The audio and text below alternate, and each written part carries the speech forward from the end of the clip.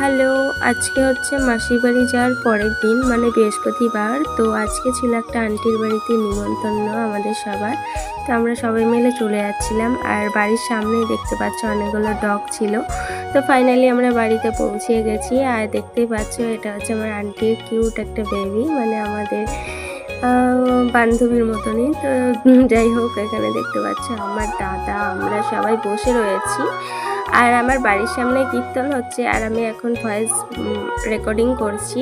তো যাই হোক, ওখানে লাঞ্চে তো আমাদের নিমন্ত্রণ।